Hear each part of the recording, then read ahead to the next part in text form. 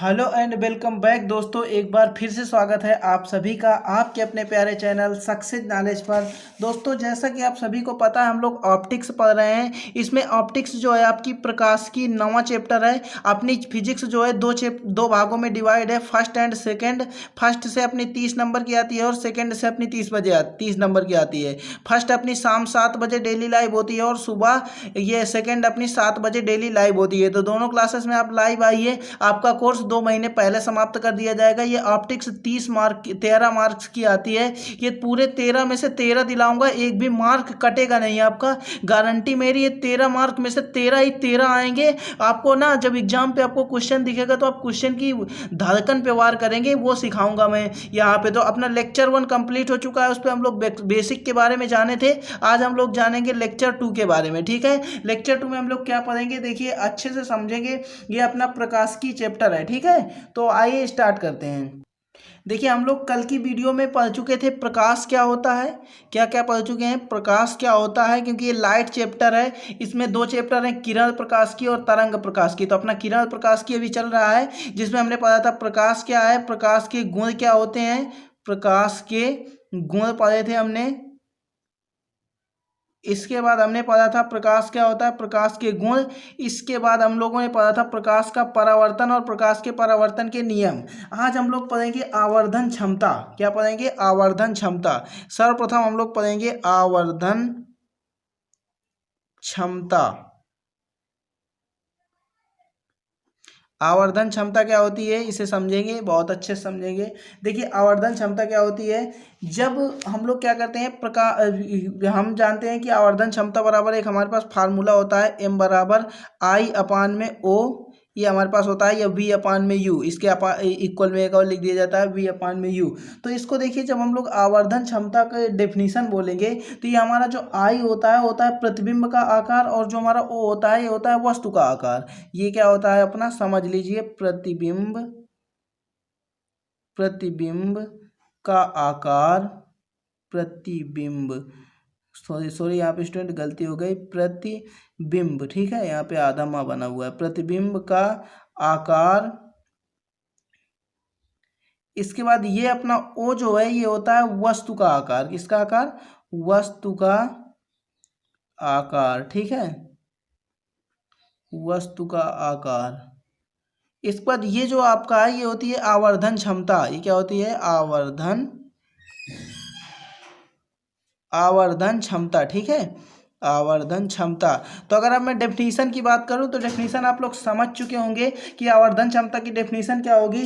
Simple से आप बोल देंगे, ये जो आवर्धन क्षमता होती है दर्पण पर संभव होती है। तो आप बोल देंगे किसी दर्पण में प्रतिबिंब का आकार तथा वस्तु के आकार के अनुपात को, या इसको हम लोग क्या बोलते हैं, अनुपात। क्या बोलते हैं, ये हमारा क्या कहलाता है हिंदी में, अनुपात।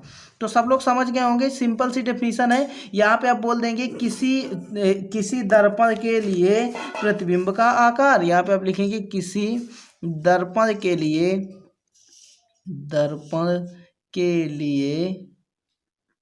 किसका आकार दोस्तों, प्रतिबिंब का आकार। प्रतिबिंब का आकार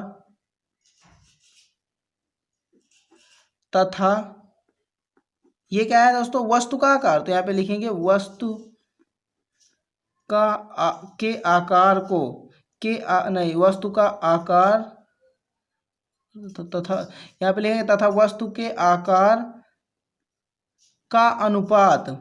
वस्तु के आकार का अनुपात क्या कहलाता है दोस्तों, आवर्धन क्षमता कहलाता है। ठीक है, अनुपात आवर्धन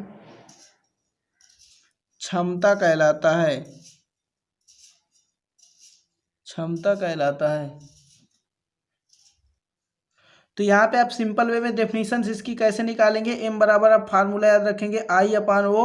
I होता है प्रतिबिंब का आकार, O होता है वस्तु का आकार। ये हाई स्कूल में आप पढ़ चुके होंगे।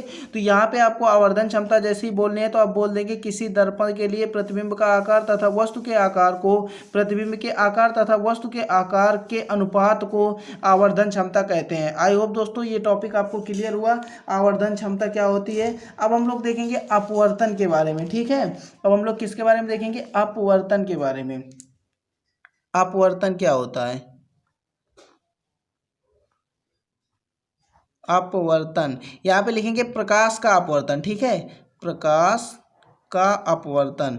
देखिए दोस्तों, प्रकाश का अपवर्तन क्या होता है, जब हम लोग के कोई माध्यम हो, कोई पारदर्शी माध्यम पे प्रकाश को, सपोज करो यहाँ पे मैं आपको कोई कागज है, ये सपोज करो कोई कागज है, इस कागज पे पारदर्शी है और मैं यहाँ से इस पे टार्च लगाऊंगा तो ये हमारा जो प्रकाश होगा उधर पार निकल जाएगा। जब उधर पार निकल जाएगा तो आप सिंपल वे में डेफिनीशन बोल देंगे कि किसी क्या बोल देंगे प्रकाश के अपवर्तन को, कि जब प्रकाश किसी पारदर्शी माध्यम में एक माध्यम से दूसरे माध्यम में प्रवेश कर जाता है, इस घटना को हम लोग क्या कहते हैं, प्रकाश का अपवर्तन कहते हैं। देखिए मैं 1 मिनट में पहले पुराना रिवाइज करा देता हूँ। पहले हमने पढ़ा था प्रकाश क्या होता है, प्रकाश ऐसा माध्यम है जो हमारी आंखों को प्रभावित करता है, प्रकाश कहलाता है। प्रकाश के गुण मैंने पढ़ाए थे, प्रकाश में अपवर्तन होता है, प्रकाश में परावर्तन होता है, प्रकाश में विवर्तन होता है, प्रकाश की चाल निर्वात में 3 × 10⁸ मीटर पर सेकंड होती है। इसका प्रकाश का परावर्तन मैंने पढ़ाया था कि जब हम लोग किसी चिकने या पॉलिशदार तल पर टार्च को फोकस मारते हैं तो वह टार्च से फोकस वापस लौट आता है, यही वापस लौटने की क्रिया क्या कहलाती है, प्रकाश का परावर्तन कहलाती है। इसके बाद मैंने प्रकाश के परावर्तन के नियम 2 बताए थे, जिसमें बताया था अपवर्तन कोण आई तथा आर आपस में बराबर होते हैं और तीनों एक ही जगह पे होते हैं। इतनी की बात क्लियर करी थी। अब हम लोग अपवर्तन की बात करते हैं तो अपवर्तन पे लिखेंगे किसी पारदर्शी माध्यम में यदि हम टार्च से फोकस मारते हैं और वह टार्च का कुछ अंश या कुछ भाग प्रकाश का पार चला जाता है, उस पार चला जाता है, यही हमारा क्या कहलाता है, प्रकाश का अपवर्तन कहलाता है। मीन्स आप समझिए, यदि हम कोई पारदर्शी माध्यम है उस पर हम टार्च से फोकस लगाएंगे, सपोज करिए झिल्ली कपड़ा, अगर झिल्ली कपड़े में आप फोकस मारेंगे टार्च का तो झिल्ली कपड़े से उस पार टार्च से उस पार प्रकाश अपना चला जाएगा। जब प्रकाश अपना उस पार चला जाएगा तो यही क्रिया अपनी क्या कहलाएगी, प्रकाश का अपवर्तन कहलाएगी। तो यहाँ पे आप लिखेंगे किसी पारदर्शी माध्यम में, यहाँ पे आप लिखेंगे जब किसी पारदर्शी माध्यम में डाली जाती है प्रकाश की किरण डाली जाती है तो उसका, यहाँ पे लिखेंगे तो उसका कुछ अंश निकल जाता है। कहाँ निकल जाता है, बाहर निकल जाता है,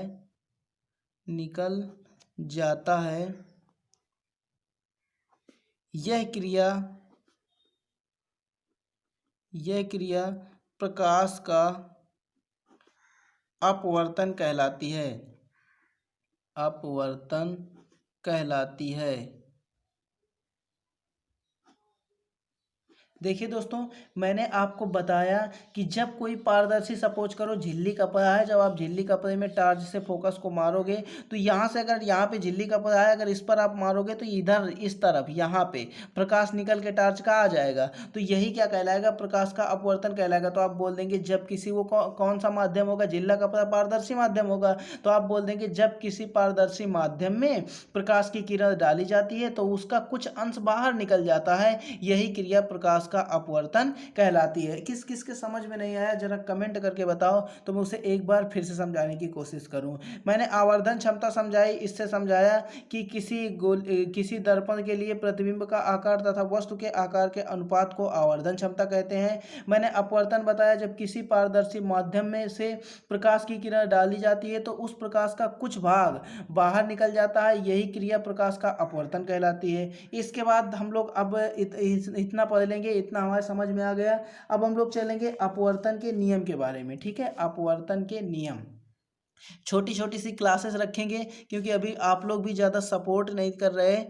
अपवर्तन के नियम सपोर्ट करने का मीन्स है दोस्तों, आपको वीडियो को ज़्यादा से ज़्यादा शेयर करनी है।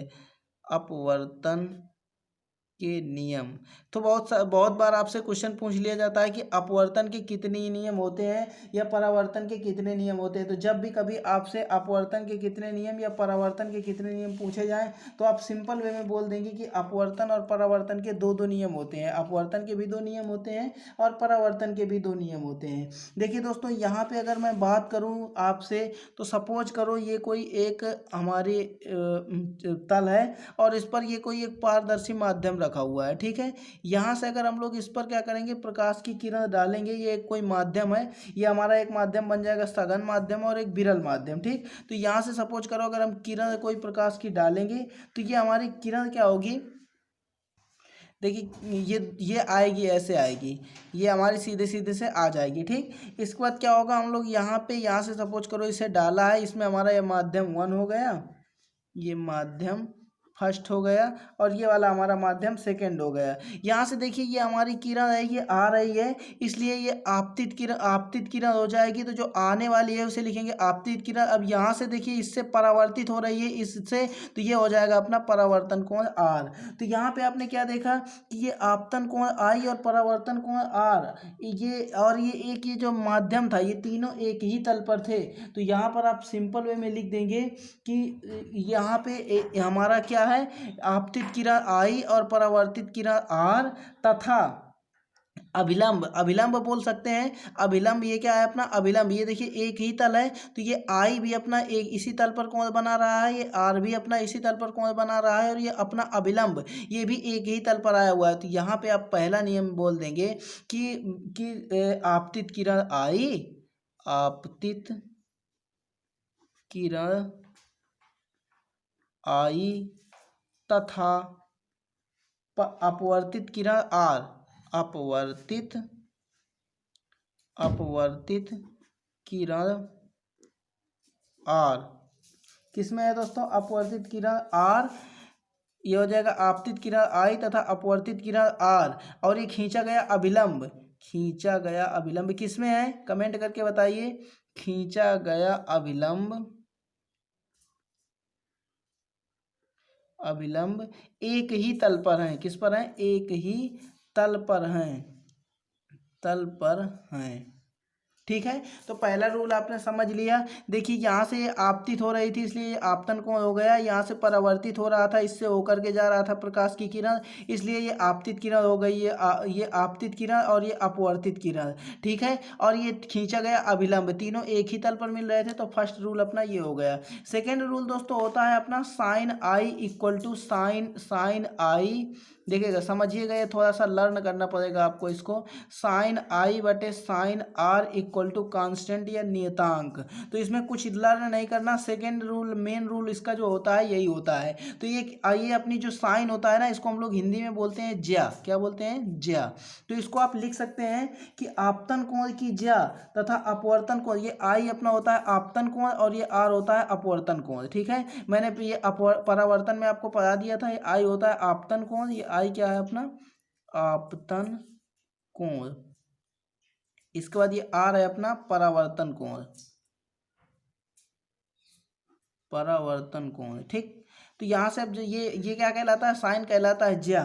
तो हम लोग डेफिनेशन बनाएंगे कि आपतन कोण की ज्या, यहाँ पे सेकंड नंबर है अपना आपतन कोण। मेन आपको ये याद रखना है साइन आई बटे साइन आर इक्वल टू नियतांक, लेकिन अगर डेफिनेशन बनानी है तो आपतन कोण की ज्या